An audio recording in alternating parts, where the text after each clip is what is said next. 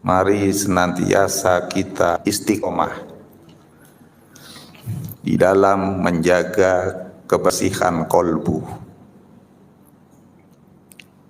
Kita punya kolbu, jangan sampai kolbu kita masuk dalam kategori jenis kolbun marid.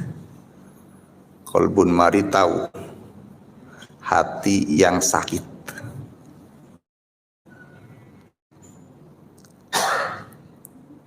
Manusia kalau kolbunya sakit, maka dia senang melakukan perbuatan maksiat. Orang yang kolbunya sakit, pasti hidupnya akan selalu dalam kepura-puraan.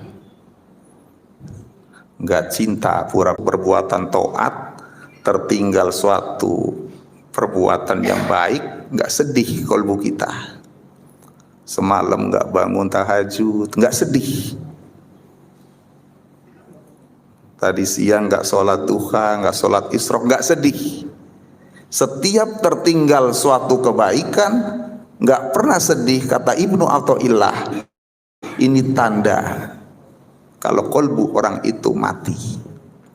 Yang kedua, watarkun nadami ala ma fa'altahu min wujudi salat. Tanda orang yang kolbunya mati adalah dia nggak pernah nyesel ketika melakukan suatu perbuatan dosa. Bahkan dia bangga dengan perbuatan dosa yang dia lakukannya.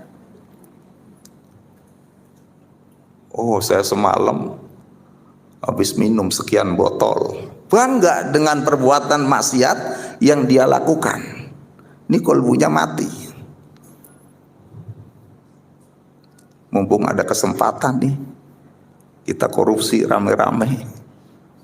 Bangga dengan perbuatan kemaksiatan itu, ini tanda kolbunya mati. Nah, jangan sampai kita punya kolbu, punya hati, tapi kolbunya marid, kolbunya sakit, apalagi kolbunya mati. Oleh karena itu, mari kita istiqomah. Kita jaga kebersihan kolbu kita. Pertanyaannya adalah, apa itu hati yang bersih?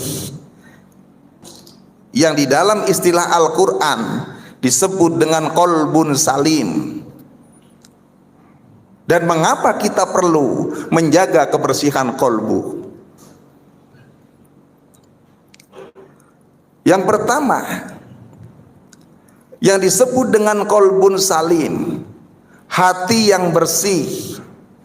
Menurut Profesor Dr. Syekh Wahbah Az-Zuhaili di dalam tafsirnya At-Tafsirul Munir fil Aqidah Wasyariah wal Manhaj, beliau menjelaskan, fal muradu bil qalbis salimi huwa al khali minal aqaidil fasidati wal akhlaqil mardulati wal maili ilal ma'asi wa ala ra'siha al kufru wasyirku wan nifaq. Jadi kata Syekh Wahbah Az-Zuhaili, yang disebut dengan kolbun salim, hati yang bersih, adalah al-khali minal aqaidil fasidah, yakni hati yang bersih dari segala bentuk akidah keyakinan yang rusak, wal akhlaqil madulah, dari akhlak yang tercela, wal maili ilal ma'asi, dan dari kecenderungan kepada perbuatan maksiat. Jadi kalau kita melihat definisi ini, Bapak Ibu sekalian, maka suatu hati, sebuah kolbun dikatakan kolbun salim, kolbun yang bersih, indikatornya 3. Yang pertama, al-khali minal aqaidil fasidah, hati itu bersih dari keyakinan-keyakinan yang rusak. Apa itu keyakinan yang rusak? Apa itu akidah yang rusak? Akidah yang rusak adalah sebuah keyakinan di mana kita mengakui ada sesuatu selain Allah yang bisa memberikan manfaat dan mudarat bagi kehidupan kita.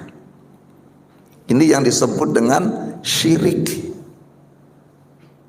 Syirik kan ayyaj'ala syarikan lillahi fi rububiyyatih, mensekutukan Allah dalam hal ketuhanan.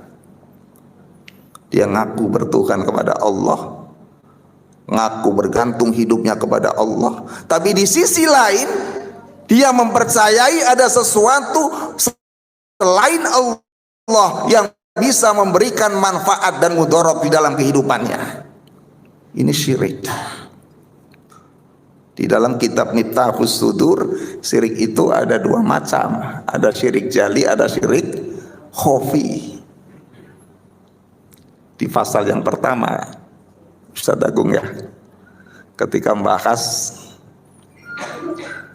hakikat dari nafi dan isbat. Syirik jali itu syirik yang terang-terangan, mempersekutukan Allah. Nah, syirik khafi ini syirik yang samar. Syirik yang samar ini syirik yang paling dikhawatirkan oleh baginda Rasul. Kata Rasul, inna akhwafa ma akhafu alaikum syirkul asghar. Sesungguhnya yang paling aku khawatirkan menimpa kalian adalah syirik kecil. Sahabat nanya, wa masyirkul asghar ya Rasulullah, apa itu syirik kecil? Kata Rasul, ar-riya. Syirik kecil itu riya. Bahasa gampangnya suka pamer. Benar-benar pamer. Pengen diakui eksistensinya. Bahkan ada definisi riya yang luar biasa berat, Pak. Di dalam kitab Sirajut Talibin. Di dalam kitab Sirajut Talibin itu syarah daripada Minhajul Abidin, karya Hujatul Islam Imam Al-Ghazali, disarai oleh Syekh Ihsan Muhammad Dahlan Campes. Di dalam Sirajut Talibin, beliau menjelaskan yang disebut riya, kata beliau, adalah iradatu nab'id dunya bi amalil akhirah. Riya adalah menghendaki kemanfaatan dunia dengan amal akhirat. Kita beramal dengan amal-amal akhirat tapi tujuannya untuk meraih kemanfaatan dunia. Ini syirik. Kata pengarang kitab Sirajut Talibin. Siapa di antara kita yang enggak berbuat begitu, Pak? Sholat, hajat, rajin, tapi dengan tujuan untuk meraih kemanfaatan dunia karena kebutuhannya banyak. Sholat hajatnya rajin, tujuannya enggak lagi ilahi anta maksudi warido kamat lubi. Sholat istikharah kalau lagi ada pilihan yang membingungkan aja. Anak muda lagi bingung mau milih yang mana nih, si A apa si B. Yang ini cantik, yang ini juga cantik, baru sholat istikharah. Sholat tahajud, pengen pangkatnya cepat naik. Nah, ketika kita mengerjakan amal akhirat tetapi dengan tujuan untuk mencari kemanfaatan hidup dunia, maka ini yang disebut dengan riya. Makanya guru agung matlubi ini ikhlas level tinggi, Pak. Bukan ikhlas sembarangan. Kita bersyukur ketemu guru mursyid yang kamil mukamil, di mana kita dididik oleh beliau agar menjadi orang yang ikhlasnya ikhlas level tinggi. Ikhlas level tinggi itu yang kita tuju cuma Allah dalam hidup, yang kita cari ridho Allah. Ini yang kalau bahasanya Imam Al-Ghazali di dalam Ihya Ulumuddin adalah dawamul muraqabati wa nisyanul hududi kulliha. Kata Imam Al-Ghazali, yang disebut ikhlas itu adalah orang terus menerus melakukan pendekatan diri kepada Allah, terus menerus dia beribadah kepada Allah, wa nisyanul hududi kulliha, dan dia melupakan balasan yang akan Allah berikan kepada kita. Ini ikhlas level tinggi. Bersyukur apa bersyukur kita ketemu dengan mursyid. Susah untuk menjadi orang yang dituju cuman Allah, yang dicari cuma ridho Allah kalau nggak melalui bimbingan daripada guru mursyid. Kita kadang-kadang kan ngaku ikhlas, tapi dalam prakteknya sebenarnya belum ikhlas. Contoh, kita beribadah masih suka ngarepin surga, rajin supaya dapat masuk surga. Kalau orang yang sudah ilahi anta maksudi warido kamatlubi, dia tidak berorientasi lagi kepada surga, tapi orientasinya bagaimana nanti bisa berjumpa dengan Allah Subhanahu wa taala. Kalau orientasinya surga, masih orientasinya makhluk, Pak. Surga itu kan makhluk. Jadi kembali bahwa kolbu yang bersih, indikatornya yang pertama adalah dia bersih dari segala keyakinan yang rusak. Yang kedua, indikator hati dikatakan kolbun salim, hati yang bersih, adalah al-khali minal akhlaqil mardulah. Dia bersih dari segala sifat-sifat tercela, dari segala macam akhlak yang tercela. Segala bentuk akhlak tercela minggir dari dalam kolbunya. Syekh Nawawi bin Umar Al-Jawi di dalam kitabnya Qatrul Ghois, beliau menjelaskan ada 16 sifat tercela yang nempel di dalam nafsu manusia. 16 sifat tercela itu, 7 merupakan karakter watak daripada nafsu ammaroh, 9 merupakan watak atau karakter daripada nafsu lawamah. Nah, 16 sifat tercela ini nggak boleh nempel di dalam kolbu kita. Di antara 16 sifat tercela itu adalah al-khirsu. Khirsu itu rakus, serakah. Sudah punya 1 pengen 2, sudah punya 2 pengen 3, sudah punya 3 pengen 4. Enggak ada syukur-syukurnya itu orang yang punya sifat al-khirs, rakus. Binatang yang paling rakus siapa? Nyet. Apal Bapak Ibu, biasa keragunan.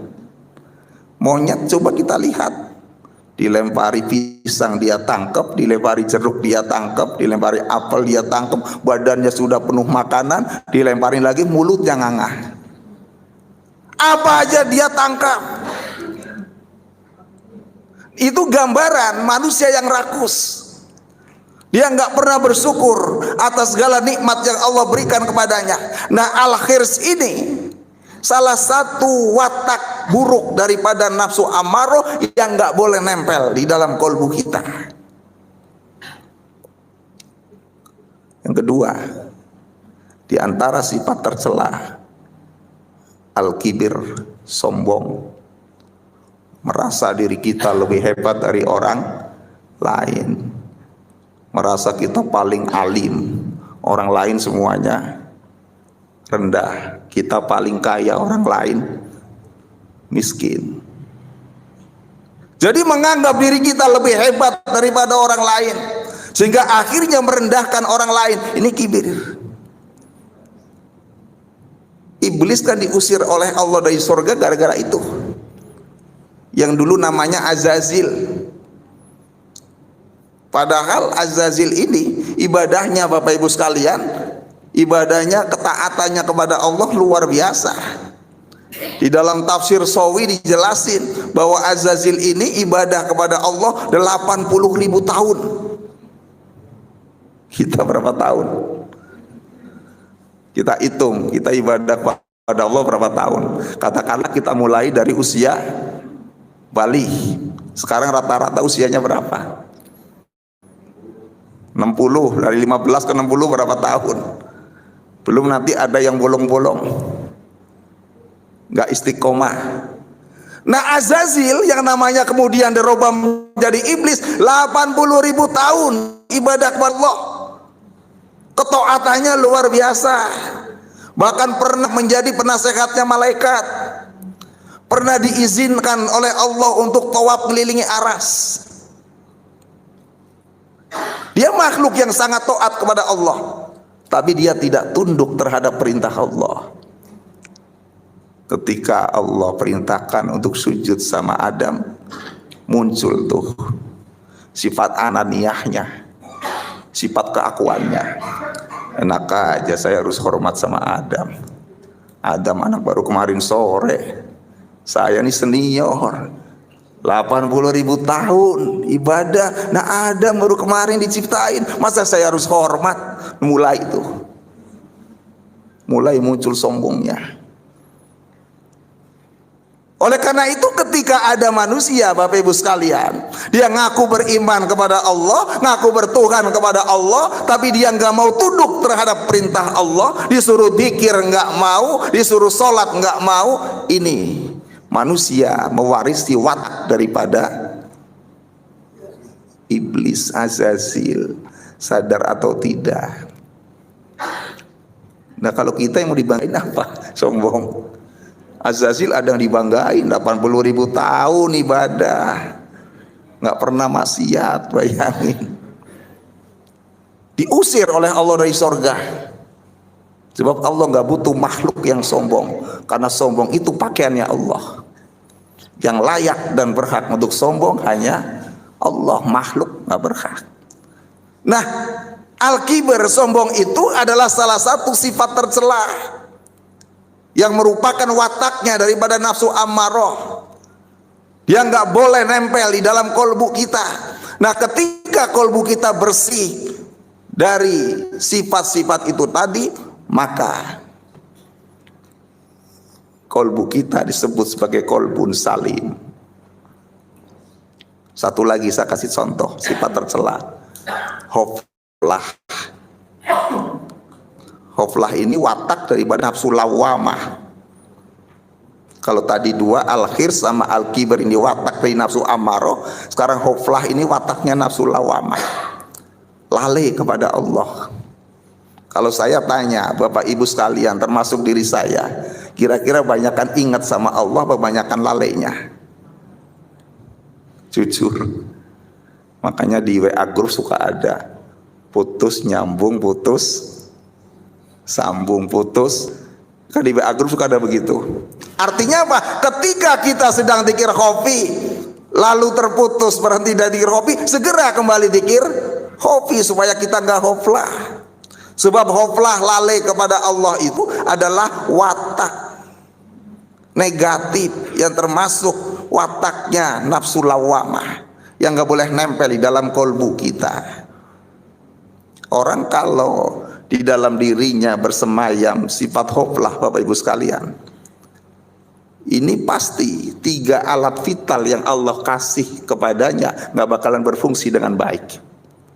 Apa 3 alat vital yang Allah kasih kepada kita? Akal, telinga, dan mata.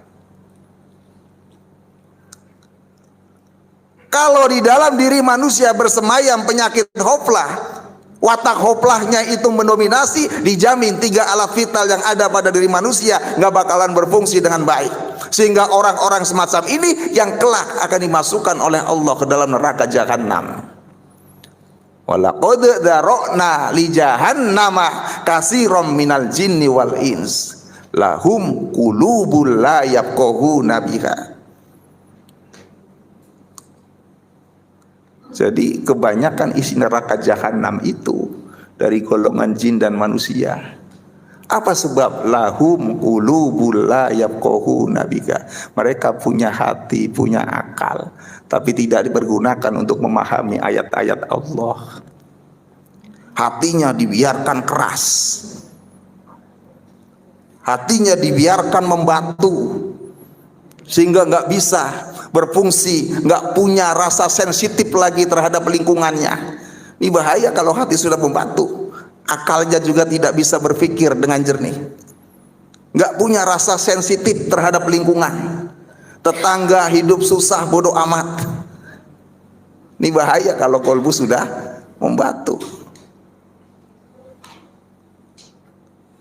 Maka Bapak Ibu sekalian, kalau kolbu manusia sudah membatu nih, yang disebut kolbun mayit tadi, yang di awal saya sebutkan, maka dia akan memandang keburukan sebagai kebaikan, kebaikan sebagai keburukan sebaliknya. Tuntunan akan dia jadikan sebagai tontonan, tontonan akan dia jadikan sebagai tuntunan. Ini kolbu yang membatu, gak mampu memahami ayat-ayat Allah, gak punya rasa sensitivitas terhadap lingkungannya.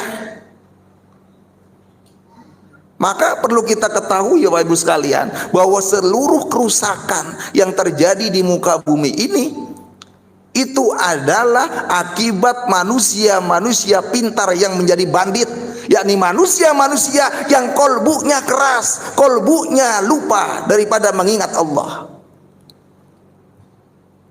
Jadi kerusakan yang terjadi di muka bumi ini akibat orang-orang yang kolbunya lupa kepada Allah, kolbunya bersemayam penyakit hoflah.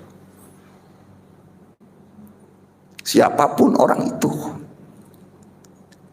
Sebab orang yang kolbunya nggak punya sensitivitas, nggak punya rasa sama sekali, dia kolbunya gelap, maka seluruh sepak terjangnya, seluruh pola pikirnya, seluruh perbuatannya akan dikendalikan oleh syaitan.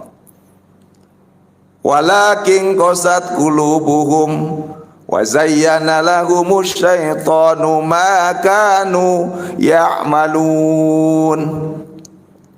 Karena hatinya sudah keras, maka setan yang akan menghiasi setiap perbuatannya, setiap pola pikirnya, setiap tindakannya, sehingga yang keluar dari otaknya selalu bertentangan dengan ajaran Allah dan Rasul. Ini orang yang hoflah. Yang kedua, walahum a'yunul la yubsiruna biha. Mengapa banyak manusia yang dan jin nanti banyak masuk ke neraka jahanam? Walahum a'yunul la yubsiruna biha. Mereka dikasih oleh Allah mata, tapi tidak dipergunakan untuk melihat tanda-tanda kebesaran Allah. Matanya dibiarkan melihat sesuatu yang maksiat. Walahum adhanul la yasma'una biha. Mereka mempunyai telinga, tapi tidak dipergunakan untuk mendengarkan nasihat-nasihat agama. Tidak pernah digunakan untuk mendengarkan ucapan-ucapan yang baik. Nah, kalau ketiga alat yang vital yang Allah anugerahkan kepada manusia sudah tidak berfungsi, hati atau akalnya nggak berfungsi, telinganya nggak berfungsi, matanya nggak berfungsi, berubahlah manusia itu. Wujudnya manusia, tapi kelakuannya sudah tidak manusiawi lagi. Banyak sekarang orang seperti itu. Wujudnya manusia, tapi kelakuannya lebih hina, lebih rendah daripada binatang. Binatang, kita lihat ayam, ada nggak induk ayam bunuh anaknya? Ada nggak? Ada berita induk ayam membunuh anaknya, ada nggak? Nggak kedengeran itu berita begitu. Kucing, ibunya kucing membunuh anak kucing, ada nggak berita begitu? Tapi kalau ada berita seorang ayah membunuh anaknya, anak membunuh ayahnya, pernah dengar nggak berita begitu? Banyak terjadi begitu. Kenapa itu terjadi? Karena itu tadi, tiga alat vital yang Allah anugerahkan kepadanya nggak berfungsi dengan baik. Akibat apa? Akibat kolbunya hoflah, lalai kepada Allah. Itu hoflahnya harus minggir dari kolbu kita. Ini yang kedua indikatornya, bersih dari akhlak tercela. Yang ketiga indikator bahwa kolbun itu disebut sebagai kolbun salim, hati yang bersih, adalah al-khali minal maili ilal ma'asi, bersih dari kecenderungan terhadap perbuatan maksiat. Jadi orang yang hatinya bersih, jangankan berbuat maksiat, pengen berbuat maksiat aja enggak. Ini orang yang kolbunya bersih. Ini kalau dalam tingkatan martabat nafsu, ini tingkatan nafsu mutmainnah. Jangankan berbuat maksiat, ada keinginan untuk maksiat aja enggak ada. Ini orang yang kolbunya bersih. Al-khali minal maili ilal ma'asi, bersih dari kecenderungan kepada perbuatan maksiat. Ini sekali lagi yang disebut sebagai nafsu mutmainnah. Orang kalau levelnya sudah nafsu mutmainnah, dia sudah nggak ada lagi kecenderungan untuk berbuat maksiat. Ini starting point untuk melakukan perjalanan menuju kepada Allah. Kan nafsu ada 7 tingkatan. Yang paling rendah kan amarah, di atasnya lagi lawamah, di atasnya mulhamah, di atasnya lagi mutmainnah. Nah, mutmainnah ini merupakan nafsu yang menjadi starting point, langkah awal untuk melakukan perjalanan menuju Allah. Sudah tidak lagi dipengaruhi oleh perbuatan-perbuatan maksiat.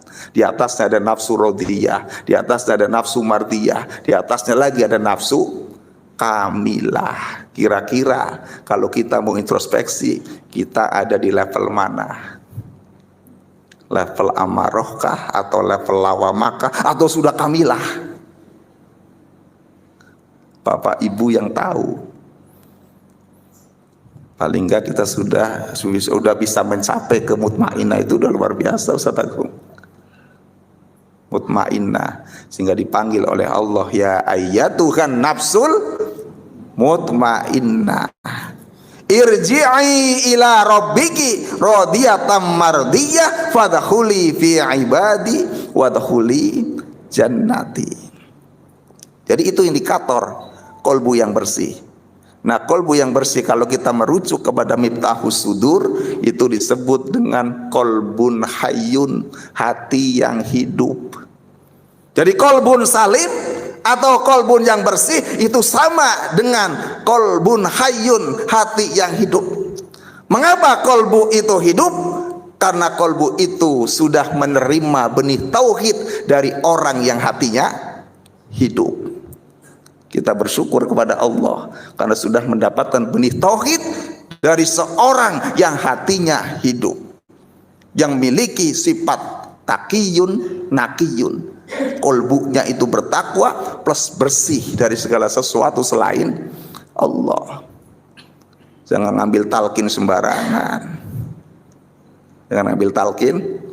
Ambil talqin dari wakilnya, dari wakil mursyid. Ini ngambil talqin dari badal talqin. Saya udah talqin Ustadz, dari mana? Badal talqin, ya badal talqin. Ada lagi orang awam, saya udah talqin Ustadz. Dari mana? Dari sono, kelompok yang satu. Jangan. Kembali kepada silsilah yang benar. Jadi ketika kita mengambil benih tauhid dari orang yang kolbunya hidup, maka benih tauhid itu akan tumbuh sempurna, akan mampu menghidupkan kolbu kita. Tahadus bin nikmat. Coba Bapak Ibu merenung antara dulu sebelum ditalkin dengan sekarang sudah talkin, kolbunya hidup nggak? Kolbunya hidup nggak setelah ditalkin? Hidup, cuman kita nggak sadar. Coba kita lagi bawa motor ngojek, lagi kerja, ibu-ibu lagi masak, pasti di dalam kolbunya refleks selalu dzikir. Begitu enggak? Pasti begitu. Cuman terkadang kita nggak merasakan. Selalu begitu dzikir. Sampai tidur pun matanya merem, kolbunya begini. Kenapa ini bisa hidup? Karena sudah ditanamkan benih tauhid oleh orang yang hatinya hidup, yakni wali yang mursyida. Maka bersyukur, nikmat terbesar yang Allah berikan kepada kita adalah nikmat di mana kita bisa berjumpa dengan seorang wali mursyid yang kamil mukamil, yang telah menanamkan benih tauhid di dalam kolbu kita. Ini nikmat yang luar biasa besar Bapak Ibu sekalian. Maka jaga itu benih tauhid. Dengan cara apa jaganya? Dengan cara dakwah, mengamalkan apa yang sudah diajarkan oleh guru mursyid. Kalau sibuk 3 kali, malamnya dikodok. Jangan keasikan 3 kali terus dikodok, enggak. Ada rukhsah ini Ustaz 3 kali, iya tapi dikodok malamnya. Kalau ada waktu senggang, zikirnya dibanyakin. Pengen hatinya hidup tapi enggak dawam di dalam menjalankan amalia yang telah mursyid ajarkan. Jadi kolbun salim artinya juga kolbun hayyun, hati yang hidup. Hati bisa hidup karena ada benih tauhid yang ditanamkan. Kalau nggak ditanamin nggak bakalan bisa, Pak. Saya pengen hidup sendiri, hatinya nggak ditanamin sama mursyid nggak bakalan bisa.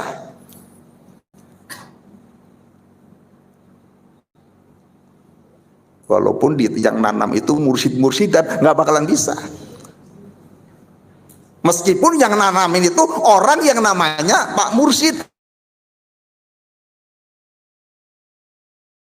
sama Pak Mursyid, tapi kolbunya nggak bisa hidup, ya Pak Mursyid yang nanamin benih tauhid, mursyid yang sebenarnya. Mursyid yang sebenarnya untuk TKN Suralaya hanya ada di Tasik Malaya, nggak ada di tempat lain. Jadi kalau ada TKN di tempat lain, itu TKN palsu. Pusat TKN Suralaya hanya ada di Tasik Malaya. Ini perlu ditegaskan karena di masa luar sana itu banyak orang kebingungan. Itu kolbun hayyun. Pertanyaan yang kedua, mengapa kita perlu istiqomah menjaga kebersihan kolbu? Jawabannya yang pertama adalah kolbu yang bersih itu merupakan modal, bekal untuk menghadap kepada Allah. Untuk menghadap kepada Allah, nggak bisa dengan harta yang kita kumpulin dari pagi sampai malam kita kerja ngumpulin harta. Nanti untuk minta pertolongan kepada Allah, enggak. Untuk menghadap kepada Allah nggak bisa dengan jabatan yang kita kejar sewaktu kita hidup di dunia. Tapi yang akan bisa menyelamatkan kita nanti pada hari kiamat hanyalah orang-orang yang memiliki kebersihan kolbu. Yauma la yanfa'u malu wala banun illa man atallaha biqalbin salim. Jadi nanti pada saat hari kiamat, pada saat kita dibangkitkan dari alam kubur, dikumpulkan ke alam barzah, semua manusia itu sibuk dengan urusannya masing-masing. Dan pada saat itu nggak ada satupun yang bisa menolong kita. Saya dulu orang kaya waktu di dunia, hartanya banyak, nggak bisa nolong. Saya dulu punya jabatan tinggi waktu di dunia, nggak bisa nolong. Semua manusia sibuk dengan urusannya masing-masing. Sehingga kata Allah, yauma yafirrul mar'u min akhihi, pada hari itu digambarkan manusia lari dari saudaranya, wa ummihi wa abihi, lari dari ibu dan bapaknya, wa sahibatihi wa bani, lari dari istri dan anak-anaknya. Masing-masing sibuk dengan urusannya sendiri-sendiri. Tidak ada yang bisa menolong. Siapa yang bisa menolong? Hanya orang yang memiliki kebersihan kolbu. Jadi ini modal. Abah sudah ngasih modal kepada kita. Rawat itu modal dengan sebaik-baiknya agar nanti kita bisa menghadap kepada Allah. Yang kedua, mengapa kita perlu menjaga kebersihan kolbu? Karena kolbu yang bersih itu merupakan media, wadah untuk bisa ma'rifat kepada Allah. Ini dijelaskan oleh guru kita dalam Miftahus Sudur. Fal ma'rifatu innama tahsulu bikasbil hijabi an hujubin nafsi an mir'atil kolbi bitasfiyatiha. Kata guru kita Abah Anom, bahwa makrifat itu hanya akan tercapai dengan menyingkapkan hijab, berupa hijab nafsu dari cermin hati dengan cara membersihkannya. Jadi kolbu yang bersih merupakan media, merupakan wadah, merupakan alat untuk bisa makrifat kepada Allah. Makrifat mengenal Allah ini kewajiban pertama setiap manusia.